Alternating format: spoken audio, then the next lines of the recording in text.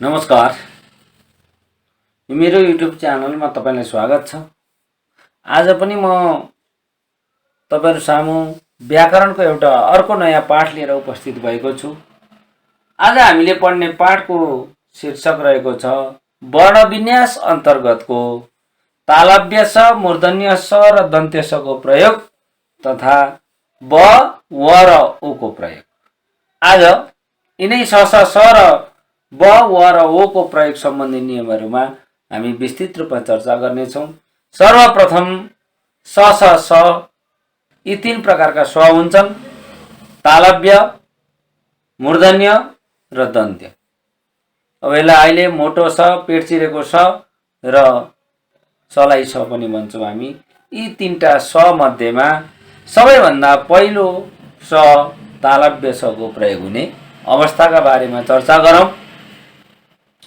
अब यो तालव्य स तत्सम शब्दमा मात्रै प्रयोग हुन्छ। यो स प्रयोग भएका शब्दहरू सबै तत्सम शब्दहरू हुन्। तत्सम शब्द चिन्नका लागि पनि यो सले हामीलाई मद्दत गर्छ। र कस्ता कस्ता तत्सम शब्दहरूमा प्रयोग हुन्छ त यो स भन्दाखेरि विसर्ग भन्दा अगाडि। जस्तै उदाहरण हेर्नुहोस् त, क्रमशः। अब क्रमशःमा विसर्ग, दुईटा थोप्लोलाई विसर्ग भनिन्छ। यो विसर्ग भन्दा अगाडि जहिले पनि मोटो स को प्रयोग हुन्छ। प्रायशः, शतशः, अक्षरशः, शब्दशः, बहुशः यस्ता शब्दहरूको अगाडि तालव्य स को प्रयोग हुन्छ। अब यो तालव्य स प्रयोग हुने अर्को अवस्था छ रि, च र ल। यी वर्णहरूको अगाडि प्राय मोटो स को प्रयोग हुन्छ अथवा तालव्य स को प्रयोग हुन्छ। जस्तै उदाहरण हेर्नुहोस्, श्रृंग। त्यो श्रृंगमा रि कहाँ छ भन्नु होला? स प्लस रि, श्री भएको हो। त्यो भएर श्रृंग, श्रृंगार, श्रृंखला। अब च भन्दा अगाडि पश्चिम, पश्चात, आश्चर्य, निश्चय, निश्चित, पाश्चात्य, निश्चल, पश्चाताप। अब र भन्दा अगाडि श्रम, श्राप, श्रावण, श्रोता, श्रेय, श्रुति, श्री, विश्राम, आश्रय, आश्रम।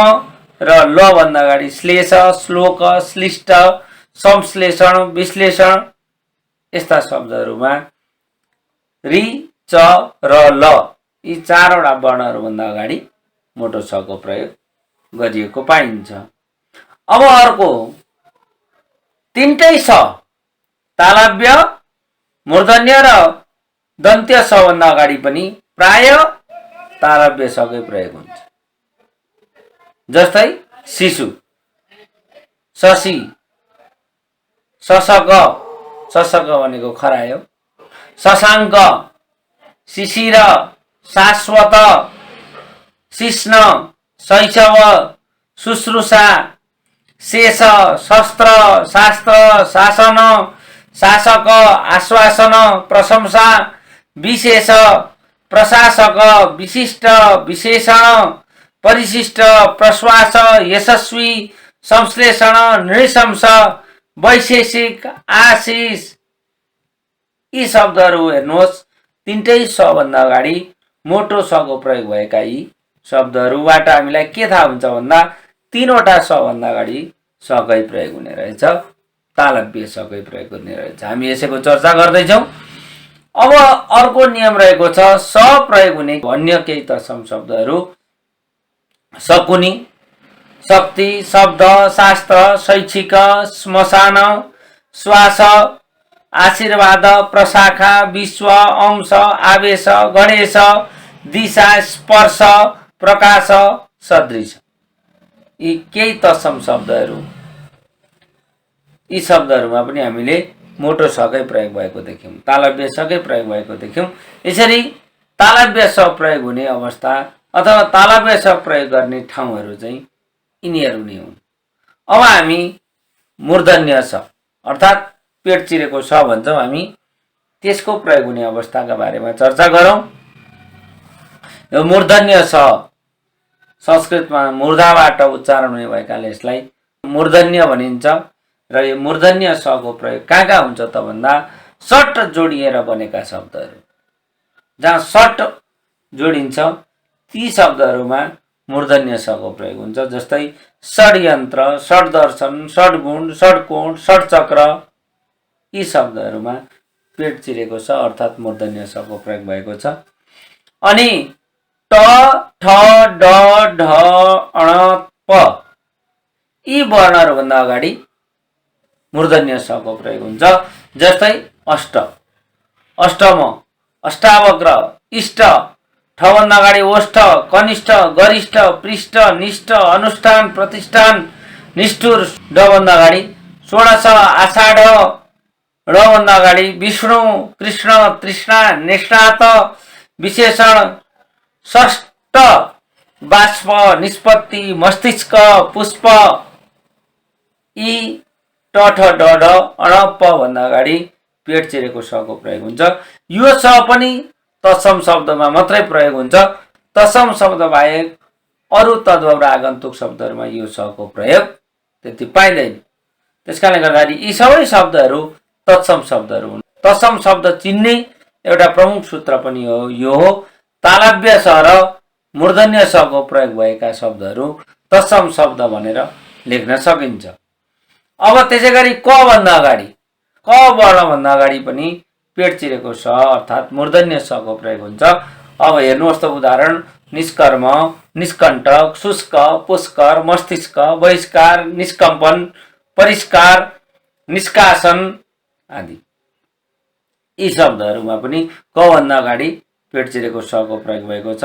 अब स प्रयोग हुने अन्य केही तत्सम शब्दहरू हेर्नुहोस्, ईर्ष्या, द्वेष, दोष, ग्रीष्म, पौष, पाषाण, पुष्कर, शेष, हर्ष, परिषद, निष्फल, भूषण, भीष्म, वर्षा, महिष, अभिषेक आदि आदि यी शब्दहरूमा पनि मूर्धन्य सको प्रयोग भएको हामीले देख्यौं। यति नै हुन् यी दुईटा तालव्य स र मूर्धन्य स प्रयोग हुने नियमहरू। अब यस्ता अथाह तत्सम शब्दहरू छन्, ती सबै शब्दहरू त यहाँ खोजेर राख्न सकिन्न। त्यसकारणले गर्दा केही शब्दहरू उदाहरणका रूपमा मात्र यहाँ राखेको छु।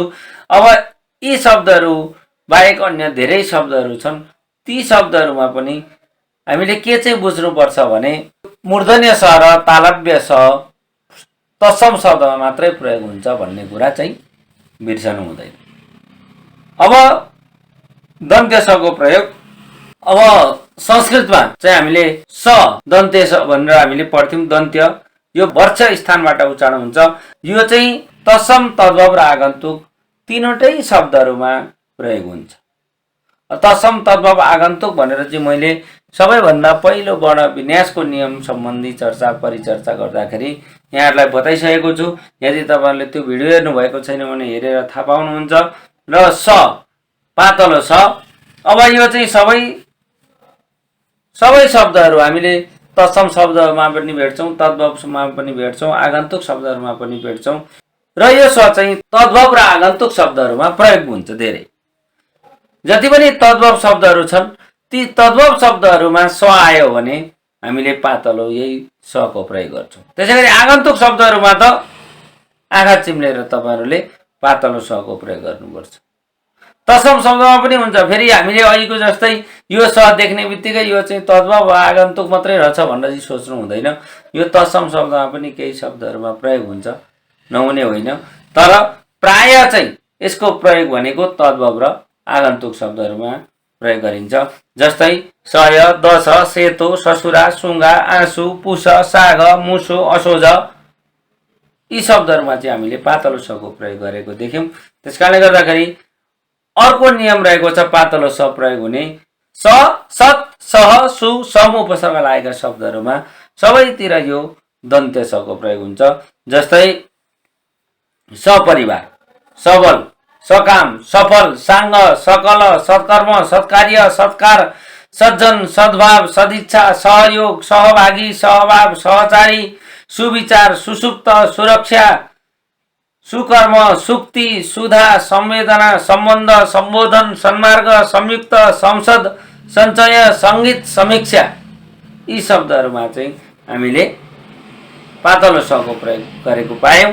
यहाँ तत्सम शब्दहरू पनि छन्, तद्भव शब्दहरू पनि छन् त्यसकारणले गर्दाखेरि त्यो तद्भव तत्सम जे हुन् शब्दहरू सत् सत् स सु सम उपसर्ग लागेका हुनु पर्यो।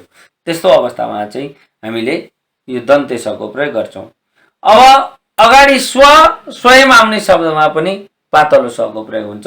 जस्तै स्वकीय, स्वचालित, स्वच्छन्द, स्वतन्त्र, स्वजन, स्वरूप, स्वार्थ, स्वयम्भू, स्वयंवर, स्वयं यी आदि शब्दहरू। त्यसै गरी शब्दका माझमा प्राय स प्रयोग हुन्छ। जस्तै कुसुम, आसन, असीम, शस्त्र, अस्त्र, शासन, व्यस्त, सरस्वती, पुरस्कार, आस्तिक, उत्सुक, अवसान, मस्तक, नास्तिक, आस्था आदि। सर्वनाममा सो, पस, यस, त्यस, उस, जस यी सबै दन्ते सको प्रयोग हुन्छ। केही विशेषण शब्दहरू हेरौँ यो पातलो स प्रयोग हुने। सानो, सेतो, सबै, सात, सत्तरी, सस्तो। अनि अव्यय शब्दहरू जस्तै अस्ति, पर्सि, शिर, सँग, 81, सरासर, यहाँ पनि हामीले पातलो सकै प्रयोग देख्छौँ। अब स प्रयोग हुने केही तत्सम शब्दहरू पनि छन्। जस्तै दास, भस्म, रहस्य, सलिल, साधु, सङ्गीत, सङ्ख्या, सकल, सङ्कल्प, सङ्गत, स्वभाव, स्नान, भास्कर, हास्य, सङ्ग्रह, सगर, सङ्कोच यी शब्दहरूमा पनि हामीले पातलो सको प्रयोग देख्छौँ। अनि आगन्तुक शब्दहरू। अब आगन्तुक शब्दहरूमा त नेपाली नियमअनुसार लेखिने हुँदाखेरि सबै आगन्तुक शब्दमा सकै प्रयोग हुन्छ। मैले अगाडि पनि बताएको छु। जस्तै सिकार, सहर, रासन, शहीद, स्टेसन, ग्रिस, ब्रिटिस, इङ्ग्लिस, बदमास, फेसन, लास, सायद, सान यी सबै आगन्तुक शब्दहरूमा हामीले पातलो सको प्रयोग गर्नुपर्छ। यहाँसम्म हामीले स तीनटा तालव्य, मूर्धन्य र दन्त्य सको प्रयोग बारे हामीले चर्चा गर्यौँ। अब हामी ब, व र ओ को प्रयोग सम्बन्धी अध्ययन गर्दैछौँ। अब कहाँ ब को प्रयोग गर्ने, कहाँ व को प्रयोग गर्ने र कहाँ ओ को प्रयोग गर्ने यो बारेमा हामीले केही न केही चर्चा गर्नेछौँ आज। सबैभन्दा पहिला हेर्नुहोस् ब को प्रयोग हुने, पेट चिरेको ब। बी, बे, बद उपसर्ग लागेका शब्दहरूमा हामीले ब को प्रयोग गर्छौँ। जस्तै बिकाम, बिचेत, बिछोड, बिजोर, बिखर्ची, बेकाम, बेहोस, बेमेल, बेवास्ता, बेकार, बेइलम, बेइज्जत, बदनाम, बदमास, बदनियत यस्ता बी, बे, बद उपसर्ग लागेर बनेका शब्दहरूमा ब नै लेखिन्छ। त्यस्तै गरी द, ध, न, ल, ह, म, री का अगाडि प्राय ब को प्रयोग हुन्छ। जस्तै बुद्ध, बुद्धि, बध, बाधक, बाध्य, बोधि, बन्धु, बन्ध, बल, बलात्, बालक, बालिका, बहु, बाह्य, ब्रह्म, बहिरङ्ग, बहुव्रीहि, बहुमत, ब्राह्मण, ब्रह्माण्ड, ब्रह्मचारी, ब्रह्मर्षि आदि यी शब्दहरूमा चाहिँ हामीले ब को प्रयोग गर्छौँ। त्यसै गरी म भन्दा पछाडि आधा म अगाडि आयो भने त्यसको भन्दा पछाडि जहिले पनि ब नै लेख्नुपर्छ, व लेख्नु हुँदैन। जस्तै सम्बन्ध, चुम्बक, चुम्बन, सम्बोधन, अम्बा, बिम्ब, अम्बिका, कुटुम्ब, अम्बर, अवलम्ब यसरी आदि अगाडि म आयो भने पछाडि ब नै हुन्छ, व हुँदैन। त्यसै गरी ब उच्चारण हुने सबै तद्भव र आगन्तुक शब्दहरूमा ब नै लेख्नुपर्छ। जस्तै तद्भव हेर्नुहोस् बकुल्लो, बखान, बथान, बतास, बिजुली, बोसो, बौलाहा, बाज।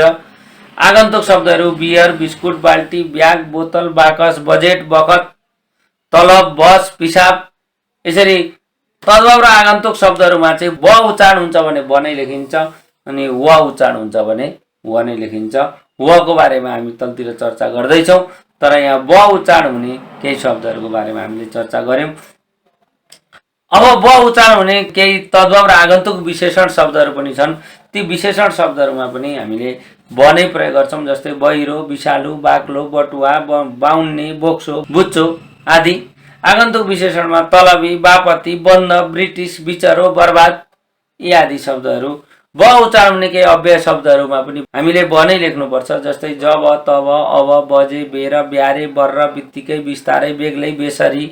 ब उच्चारण हुने धातु र क्रियापदहरूमा पनि ब नै लेख्नुपर्छ। जस्तै बस, बच, बाध, बाट, बाच, बार, बास, बित, बिथोल, बुन, बेच, बेर, बेहोस, बन्यो, बक्स, बच्ला, बित्यो, बिर्सन्थ्यो, बास्यो, बाधेछ, बिजायो, बारेछ आदि। यी थिए ब लेख्ने नियमहरू।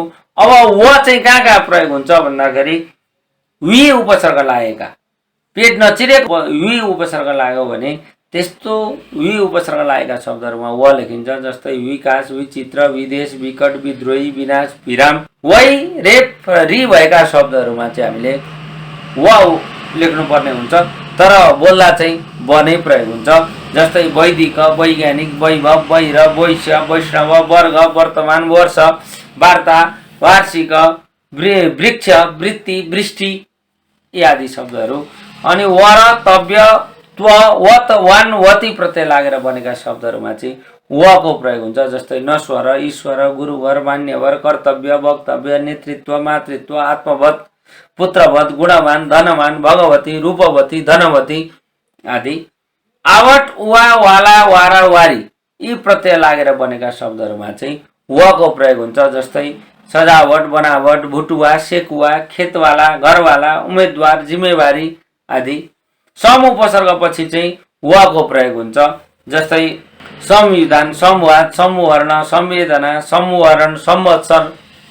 व उच्चारण हुने केही विशेषण शब्दहरू छन्, ती विशेषण शब्दहरू चाहिँ व उच्चारण हुन्छ भने व नै लेख्नुपर्छ। जस्तै हरुवा, जुवाडे, अगुवा, भतुवा, भुवादार, पिस्तोल भाला आदि। ब उच्चारण हुने केही क्रियापदहरू खुवाउँथ्यो, छुवाउँछु, छुवायो आदि। व उच्चारण हुने केही अव्यय शब्दहरू छन् वर, वरिपरि, वारी, वारपार, वल्लो, वाल्ल, क्वाप्लाक्क, वाल्ल, क्वार्र, वात्त, छ्वाल्ल, वाल्ल आदि।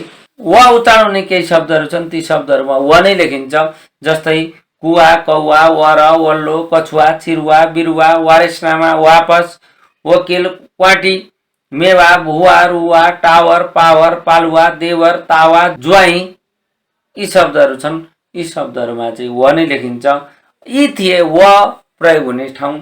अब ओ चाहिँ हामीले कहाँ प्रयोग गर्छौँ त भन्दाखेरि ओ उच्चारण हुने केही तद्भव र आगन्तुक शब्दहरू, यसको केही नियम छैन। उच्चारणका आधारमा ओ उच्चारण हुन्छ भने ओ नै लेखिन्छ। जस्तै ओठ, ओखर, ओखती, ओटा, ओभरसियर, ओभरकोट, ओझेल, ओडार, ओदान, ओरालो, ओहोदा, ओइरो, ओथारो, ओतप्रोत, ओझेल। केही क्रियापदहरूमा जस्तै हेर्नुहोस् ओकल्छ, ओड्छ, ओगट्यो, ओतिन्छ, ओराल्छ, ओर्लन्छ, ओसार्यो, ओभायो, जाओ, खाओ, बनाओस्, देओस्, गाओ आदि। केही तत्सम शब्दहरू छन् ओम, ओज, ओजस्वी। यति नै हुनु ओ उच्चारण हुने। ओ उच्चारण हुने शब्दहरू थोरै नै हुन्छन्, त्यस कारणले गर्दाखेरि यहाँ नियम केही पनि छैन। उच्चारण ओ हुन्छ भने ओ नै लेख्ने।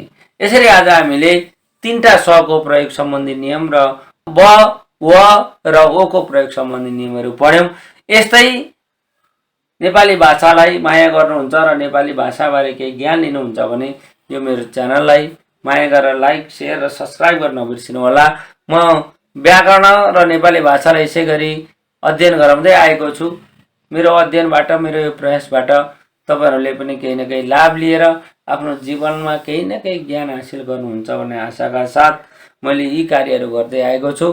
आगामी दिनमा पनि यस्तै शिक्षाप्रद अर्को पाठ लिएर उपस्थित हुनेछु भन्दै आजको पाठबाट बिदा हुन्छु। हस्त, नमस्कार, शुभ दिन।